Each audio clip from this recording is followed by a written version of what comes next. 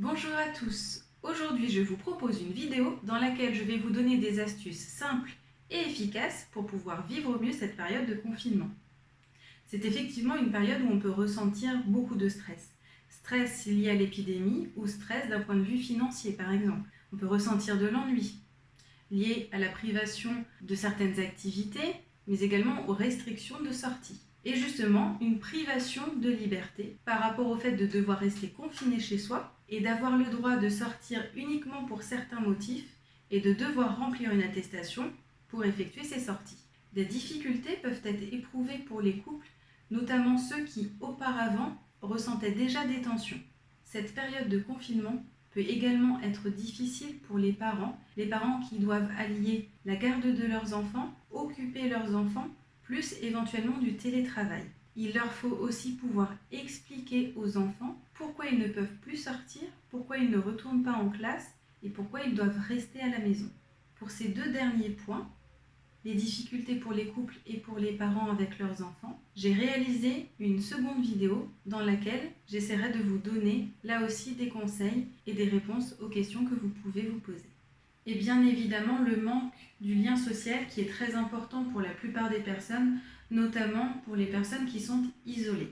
Ce qu'il est très important de savoir, c'est que les conséquences psychologiques du confinement et de l'épidémie peuvent perdurer même une fois le confinement terminé.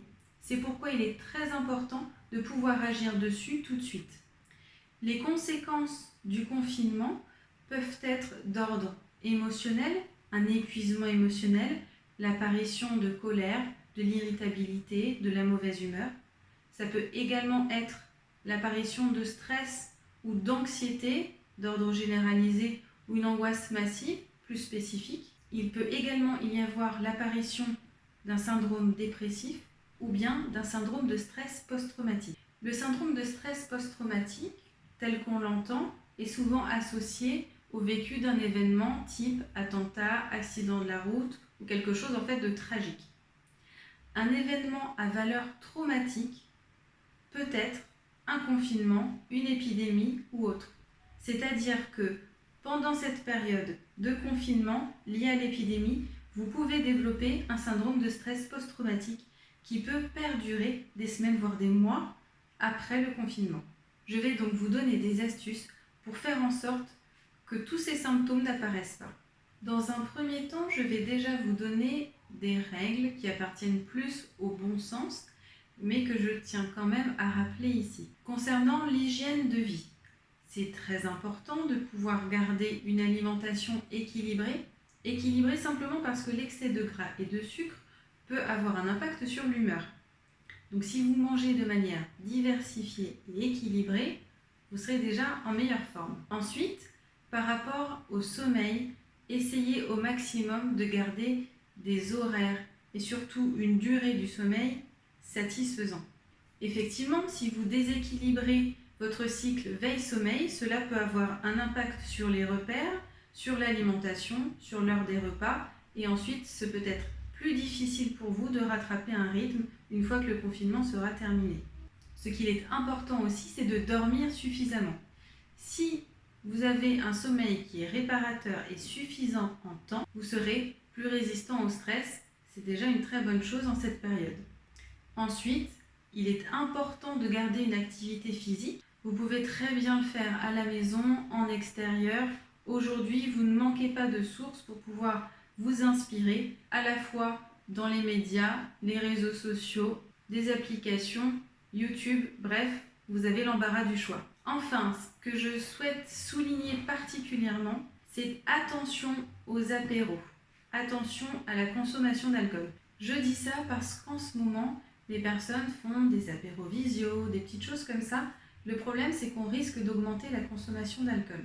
La consommation d'alcool ou de tabac a un effet anxiolytique sur l'instant et uniquement sur l'instant.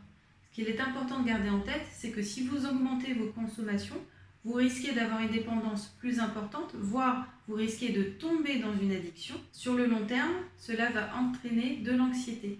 Et donc, forcément, ça n'aura pas d'impact positif sur vous. Soyez donc vigilants sur ce point. Ensuite, concernant l'alimentation, il faut quand même faire attention au grignotage, effectivement lié à l'ennui que beaucoup de personnes peuvent ressentir. Il faut faire attention à ne pas combler cet ennui par du grignotage. Si vous grignotez, vous allez augmenter votre poids, augmenter peut-être de la dévalorisation, augmenter du stress, bref, cela risque d'entraîner un cercle vicieux. D'ailleurs, si vous êtes dans ce cas-là, je vous renvoie vers la vidéo que j'ai faite concernant le grignotage et dans laquelle je vous donne une astuce infaillible. Un second point, profitez de la lumière.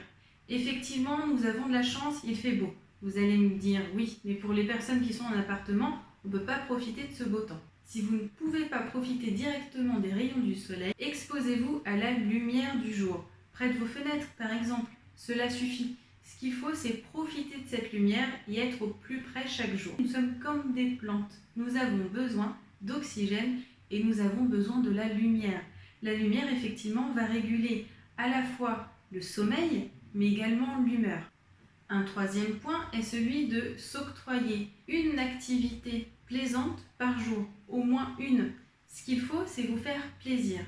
Ça peut être de la lecture, ça peut être de la cuisine, un moment en famille, peu importe. Essayez au maximum de vous faire plaisir. C'est très important parce que lorsque nous faisons une activité qui nous fait plaisir, nous allons sécréter de bonnes hormones. Et cela, comme le sommeil, permet de résister davantage au stress et à tout l'impact négatif que peut avoir cette période de confinement et d'épidémie. Concernant le manque du lien social, utilisez au maximum le téléphone, les réseaux sociaux et les visios. Ce qui est important, c'est de rendre l'échange le plus vivant possible. Prenez des nouvelles, même si ce sont des appels courts, mais réguliers. Ça permet de garder le contact, de garder du lien, et cela rassure. C'est donc important d'avoir toujours ce lien à l'autre, notamment avec les personnes qui sont isolées.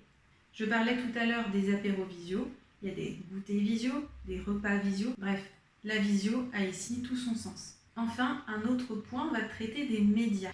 Les médias, les personnes se posent des questions. Est-ce que je les regarde pas du tout? Est-ce que je regarde un peu? Est-ce que je les regarde tout le temps? Bref, on ne sait pas trop comment s'y prendre. Je vous conseille donc de regarder juste ce qu'il faut pour vous tenir informé. Ce qu'il est important, c'est quand même d'avoir des éléments réels, des éléments concrets. Si vous ne regardez pas du tout, mais que vous sentez que vous êtes anxieux, vous allez plutôt avoir tendance à créer un scénario catastrophe. Dans ces cas-là, l'imaginaire est pire que la réalité. Vous allez donc générer plus d'anxiété en imaginant ce qu'il se passe ou ce qu'il peut se passer qu'en étant tenu au courant de ce qu'il se passe réellement. Donc, c'est important de regarder, mais juste ce qu'il faut. Dans cette seconde partie, je vais vous donner des techniques plus concrètes au niveau psychologique que vous pouvez utiliser. Tout d'abord, la notion de projet. Vous avez forcément des projets ou des activités que vous souhaitez réaliser, mais qu'en temps normal, vous ne pouvez pas faire par manque de temps. Utilisez le temps que vous avez pendant le confinement pour pouvoir les réaliser. Ce peut être, par exemple, apprendre une langue, jouer d'un instrument de musique, ou bien rénover une pièce, faire de la décoration, du bricolage. Bref, il y a forcément quelque chose que vous avez en tête. Cela vous permet à la fois de vous occuper, donc de rendre ce temps utile, et cette notion est très importante, la notion d'utilité, et ensuite cela vous permet de structurer votre temps. Si vous avez des objectifs avec des projets, vous allez pouvoir structurer votre temps et donc vivre le confinement différemment, avoir une perception du temps différente et ne pas ressentir ce confinement comme une période très longue à durée indéterminée. Une autre notion est la pleine conscience. Du moins, on va s'en inspirer pour un exercice. Pour cet exercice, nous allons essayer de nous recentrer sur l'instant présent en utilisant le travail des sens. Je vous demande donc de vous rendre dans un endroit dans lequel vous vous sentez bien, dans votre jardin, sur votre balcon, dans votre chambre, votre salon, bref, un endroit au calme dans lequel vous êtes bien. Diffusez un parfum ou une odeur, par exemple de l'huile essentielle qui est plaisante pour vous. Mettez une musique qui vous est agréable et essayez de trouver un tissu ou une matière qui est agréable à manipuler. Cela vous permet de travailler sur les sens. Plus on est centré sur les sens, moins on est dans la rumination et on fait disparaître les pensées parasites. On vient se recentrer sur soi et dans le présent. mobilisez au maximum vos sens. Je ne parle pas de l'aspect gustatif pour ne pas entraîner le grignotage, comme je vous l'expliquais tout à l'heure.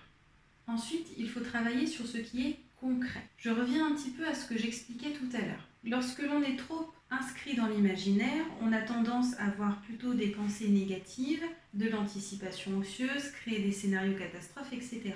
En fait, vous devez au maximum vous saisir des éléments concrets dont vous disposez. Par exemple, vous êtes en bonne santé, vous avez des proches avec lesquels vous pouvez continuer d'échanger, vous avez de quoi manger, de quoi peut-être vous faire plaisir, vous continuez ou pas votre travail, bref, il y a toujours des éléments concrets positifs sur lesquels vous devez vous appuyer pour rester justement dans la réalité et ne pas vous laisser happer par de l'anticipation anxieuse. Plus vous allez être dans l'anticipation, plus cela peut vous rendre anxieux. Un autre point est la gestion émotionnelle. La gestion émotionnelle se réalise en 2 temps. Dans un premier temps, la décharge et dans un deuxième temps, l'apaisement ou la relaxation. La décharge s'effectue soit par l'activité physique, soit par l'écriture, peut-être par une activité manuelle, artistique. Bref, il y a forcément un moyen qui vous permettra de pouvoir décharger ces émotions négatives. Une fois que vous avez réellement pu les soulager, venez vous apaiser en travaillant sur la respiration et en mettant en place un exercice de relaxation. D'ailleurs, je vous renvoie vers ma vidéo dans laquelle je réalise une séance de relaxation que vous pouvez très facilement refaire chez vous. Un autre point, c'est de travailler ce qu'on appelle la psychologie positive. Mettez en avant tout ce qui est positif dans votre vie, dans votre quotidien. Par exemple, au cours d'une journée, ça peut être un repas que vous avez mangé qui vous a fait très plaisir, ça peut être un moment d'échange avec un proche par téléphone ou une des personnes avec qui vous êtes confiné, ça peut être un temps pour vous, une activité que vous aimez réaliser, de la lecture, du sport, cuisiner, faire un gâteau, bref. Essayez au maximum de mettre en avant tous les points positifs de votre journée. On peut en relever tous les jours, il y a forcément quelque chose. Ça peut être un sourire, ça peut être quelque chose que vous avez vu à l'extérieur de chez vous, dans les médias, dans les réseaux sociaux. Bref, mettez en avant tout ce qui est positif. C'est très important de l'utiliser, notamment dans cette période où on a plutôt tendance à voir autour de nous des informations négatives et qui peuvent être anxiogènes. Concernant les personnes avec qui vous êtes confinés, essayez au maximum de rester dans la communication non violente.